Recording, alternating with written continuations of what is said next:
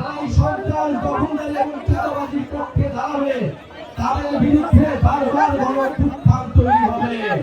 ভরপুরে কুড়িগ্রামের রাজারহাটে উপস্থিত হতে পেরেছি।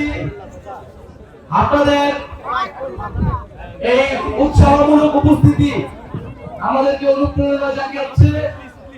ইনশাআল্লাহ দেশ গড়ার ডাক দিয়ে আমরা যে নতুন বাংলাদেশের পুনর্গঠনের আহ্বান জানিয়ে এই পদযাত্রা শুরু করেছি। এই পদযাত্রা বাংলাদেশের প্রতিটি জেলায় উপজেলায় গ্রামে গঞ্জে আলোকিত করবে, এটাই আমাদের প্রত্যাশা। প্রিয় কুড়িগ্রামবাসী, প্রিয় রাজারহাটবাসী, 2024-এ গণঅভ্যুত্থানের মধ্য দিয়ে স্বৈরাচারী হাসিনা সরকারের পতন ঘটেছে। এই হাসিনা সরকারের পতন আমাদের মনে করিয়ে দেয় কোন স্বৈরাচার, কোন ফেরাও ক্ষমতার মস্তকে চিরকাল টিকে থাকতে পারে না।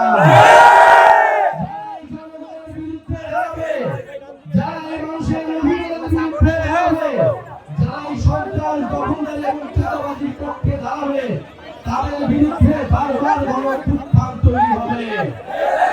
আমরা যাতে শিক্ষা নেই এবং একটি নতুন বাংলাদেশ গঠনের জন্য যে বৈষম্যহীন বাংলাদেশ আমাদের সমাজের প্রত্যাশা ছিল, আমরা জানি এখন আমরা বৈষম্য দূর করতে পারিনি।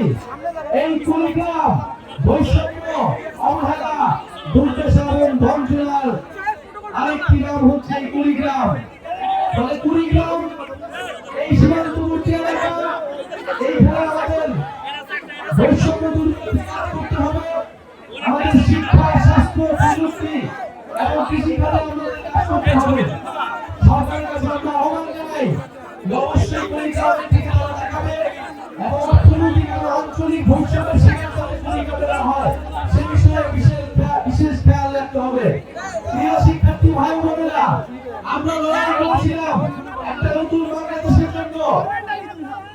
ফ্যাসিবাদের সরকারি পতনের মধ্য দিয়ে আমরা আমাদের একটি ধাপ পূরণ করেছি মাত্র।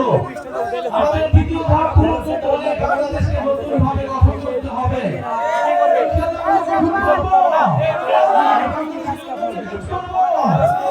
ইনশাআল্লাহ আমাদের এনসিপির যুগ্ম আহ্বায়ক আর ডক্টর আতিক মুজাহিদ রয়েছেন, এই আপনাদের পাশে দাঁড়াবেন, আপনাদের সমস্যা সমাধানের চেষ্টা করবেন। আমরা আশা করি আমরা আবারও আপনাদের কাছে আসবো, আপনাদের কথা শুনবো এবং 3 তারিখ আমরা শহীদ মিনারে আবারও বাংলাদেশ পুনর্গঠনের জন্য ইস্তেহার ঘোষণা করবো। আপনাদেরকে দিন দিয়ে গেলাম 5ই আগস্ট যেভাবে আপনারা ঢাকায় এসেছিলেন, 3ই আগস্ট শহীদ মিনারে আবার দেখা হবে।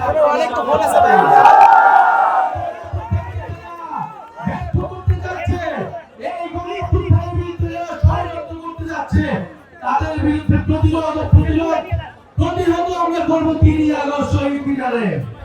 প্রিয় বন্ধুগণ, আরেকটি বিষয় ঘোষণা করতে চাই যে আমরা দেখেছি একটি নিউজ যে চট্টগ্রামের পটিয়াতে আমাদের বৈষম্যবিরোধী ছাত্র আন্দোলনে এই গণঅভ্যুত্থানের শহীদদেরকে আবার আক্রমণ করা হয়েছে, আবার পুলিশে হামলা করা হয়েছে। আমরা হুঁশিয়ারি দিতে চাই, যদি এখনো এই গণঅভ্যুত্থানের নায়কদের আমার শিক্ষার্থী ভাই বোনদের উপরে নির্মমভাবে অন্যায়ভাবে হাত তুলে, তাহলে কিন্তু এর ফলাফল ভালো হবে না। আমরা আর কোনো আলাহারি চাই, আমরা চাই পুলিশের সংস্কার হবে, পুলিশ অন্যায়ভাবে কারো উপর হাত তুলবে না। জনগণের জায়গা থেকে আমরা আইনের প্রতি শ্রদ্ধাশীল হব এবং সকলে মিলে একটি শান্তিপূর্ণ বাংলাদেশ গড়ে তুলব। আমরা আছি সারা বাংলাদেশের 64 জেলায়।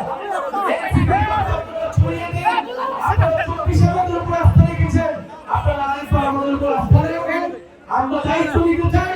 আপনারা যারা মুরব্বী আছেন আমাদের অভিভাবক আমাদের পাশে এসে দাঁড়ান, যারা ছাত্রছাত্রী ভাই বোনেরা আছেন তারা আমাদের সাথে এসে দাঁড়ান। ইনশাআল্লাহ জাতীয় নাগরিক পার্টি আগামীর বাংলাদেশ, আগামীর ভবিষ্যৎ গড়ে তুলবে। কোনো দল আছে?